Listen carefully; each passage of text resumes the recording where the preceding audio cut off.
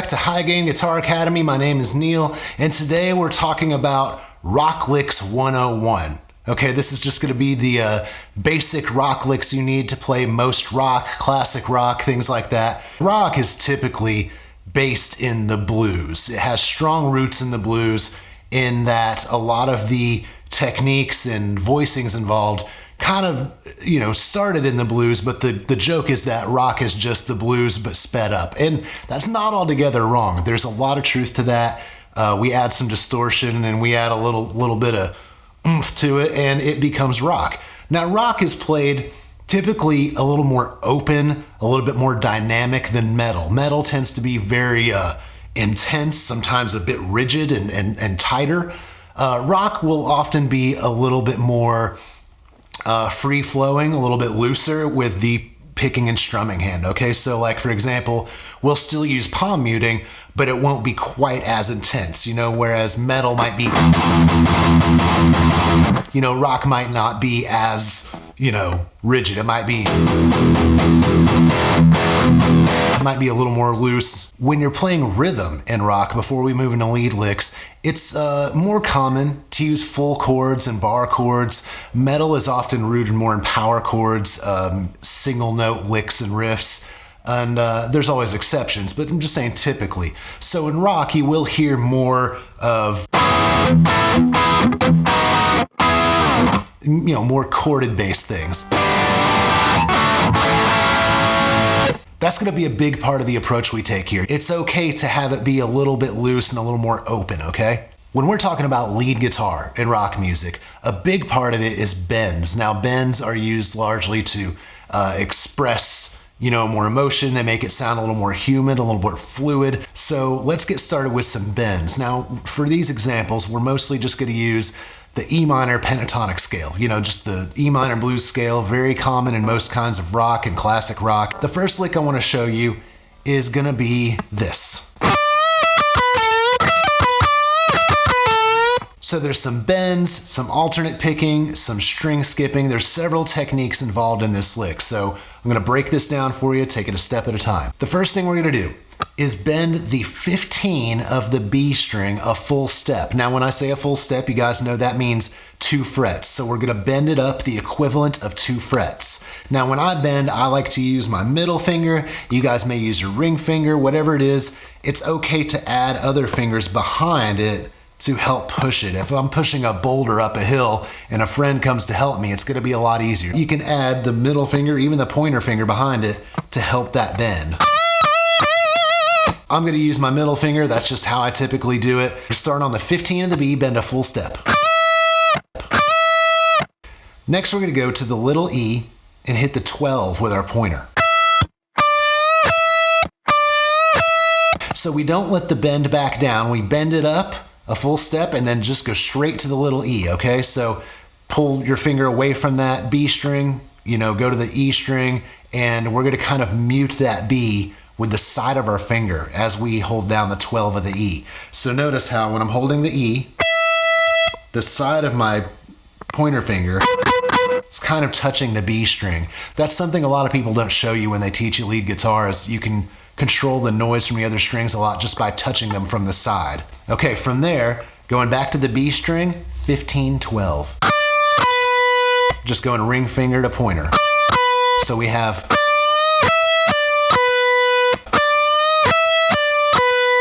consider that half of the pattern. Let's say we're halfway there, okay? The next part is going to be pretty much the same thing, but the bend is going to start in a different spot. Going to bend the 14 of the G a full step. And then I'm going to do the same thing as before, going to the 12 of the E, and then the 15, then 12 of the B. It's the same lick, just the bend is different that we start with. So the first half starts with the 15 of the B, and then the next one will start from the 14 of the G. So the idea is that we can repeat this just as many times as we want to. So take it slow, try to keep it consistent and clean.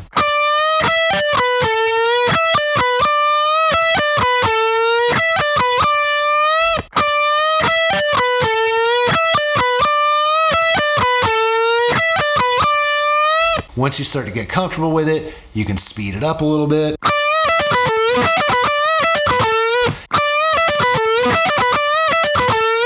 as you start to speed it up, you're going to want to use alternate picking at first. All down picking is fine, whatever you're comfortable with to get the shape, in your brain.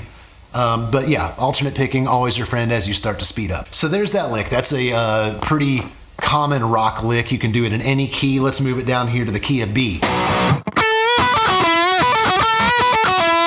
Very common. You've heard it in a million songs, right?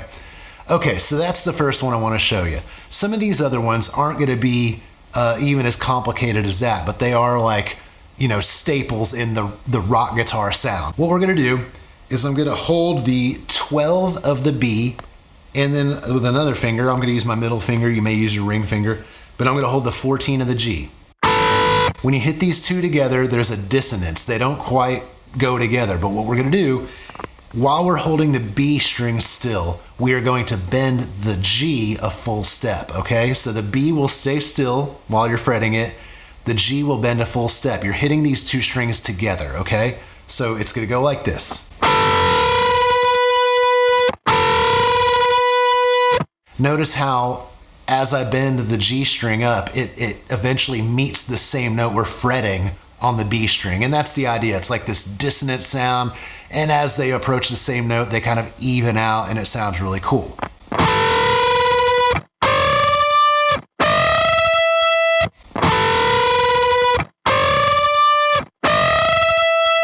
You can kind of do it anywhere on the neck, but that's a really cool thing to do in rock guitar, especially in your solos and leads. You can also do it on the little E and the B string, but you got to be 1 fret higher. Let's say I'm holding the 12 of the little E.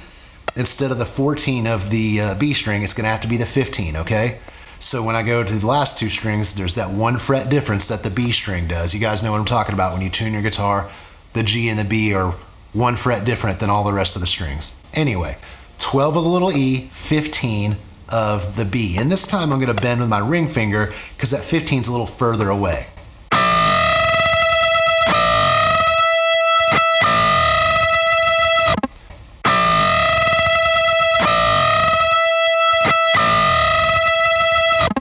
You get the idea. That's a really cool sound. I like that one a lot. Now let's do something similar to that. Okay, if you want to pause and take a few minutes to practice that one, get it down, come back, great. If you're ready to roll, then stick with me here. What we're going to do now is we're going to hold the 15 of the B string and the 14 of the G. Okay, so I am going to use my pinky on the 15, and I'll tell you why. Using my middle finger to bend the G and my pinky on the 15 of the B, you see my ring finger is just kind of hanging out, not doing anything. Well, this shape allows me a little more room because what we're going to do is we're going to bend that G a full step. And to me, it's a little awkward having all those fingers shoved in there together to make this happen. So I feel like having that 1 finger space in between the two when I'm holding one string still and bending the other just makes it easier for me. You may do it differently.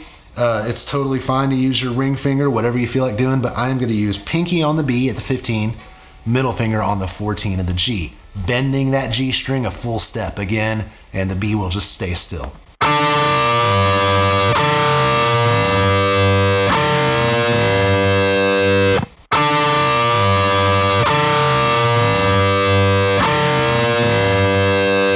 That's the sound. That's the rock and roll guitar sound right there.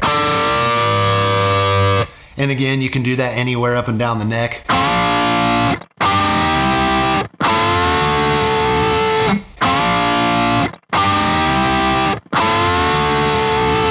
Again, if you were to move down a string to the little E and the B string and do it there will be that 1 fret difference. So let's say we're holding the 15 of the little E, you're going to hold the 15 of the B as well instead of the 14. So you have to kind of switch the shape here. You're going to stick 2 fingers up high in these little frets. So I'm going to use my ring finger on the 15 of the E, middle finger on the 15 of the B. But you still do the same thing where you're going to bend the B this time a full step.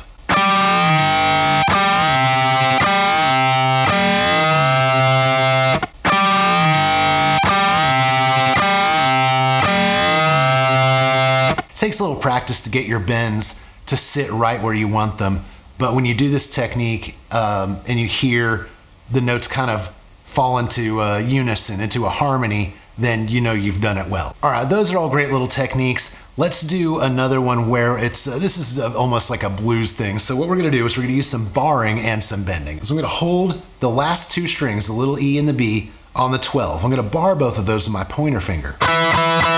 Okay, so when I strum them together, that's what we get.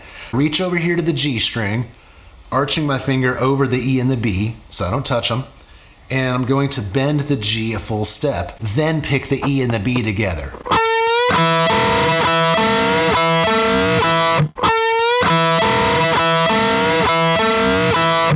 You might even pick those last two strings twice to give it that really classic blues rock sound. So that's a pretty old school sounding lick, but it's absolutely earned its place in rock and classic rock repertoire. I think there's a lot of room to use that. I mean, there's so many solos that do.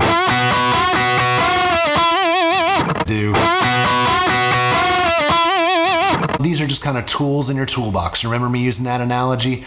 These are tools in your toolbox to grab anytime you need them. Now keep in mind that rock and punk rock, it's okay for it to be a little sloppy. And I mean, you gotta play it right, but it's okay for it to be a little less intense, a little less cold. If it lags a little, sometimes that's okay. And something else that you do in a lot of rock music that I don't hear in a lot of metal is swing. Let's say I'm playing a blues rock lick.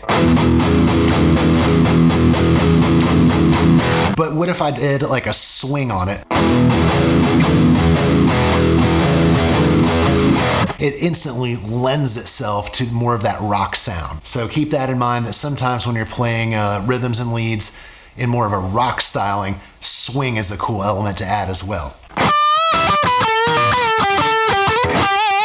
So let's recap, guys. Blues is a heavy part of the rock sound, okay? So anything that you want to grab from that world as well will typically work in the rock world. I think that's why so many rock guitar players also love artists like Stevie Ray Vaughan and blues guitar players like that, right? So also remember, in rock you have more dynamics than metal typically. It's not so intense and in your face all the time. You might use even chords and bar chords to get your point across rather than just power chords and single note riffs and licks. You don't always have to use as much gain. You know, a little less gain sometimes in rock gives a little more clarity and a little bit more of that classic sound. Also, if you're messing with the EQ on your amp, more mids for rock, okay? For metal, less mids. For rock, typically, more mids. That's just a side note there. Also, don't forget, barring is gonna be our friend when it comes to playing some of these licks. I wanna demonstrate that really quick. If I'm holding the E and the B,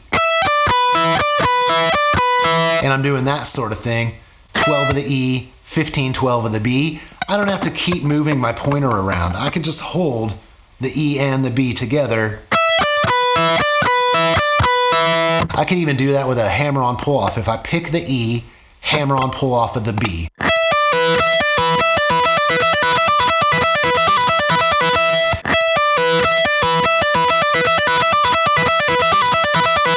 See how easy that is when I bar and I don't move that finger? So barring is going to be an ally here in this rock guitar styling as well. So last things I wanted to mention is don't forget the major, okay? I know we play a lot of things in minor, the sad and serious minor chords, but major is a big part of rock too. A lot of rock music tends to be maybe a little more upbeat and a little bit more fun than metal, which is typically a little more like aggressive and sometimes even angry or sad. Play some classics, play some modern rock, whatever it is. Remember that it's more about the attitude and the vibe than technicality. It's good to be a good player, but keep it loose, keep it fun, keep it rock and roll. Okay, hopefully this was helpful. We'll see you next time.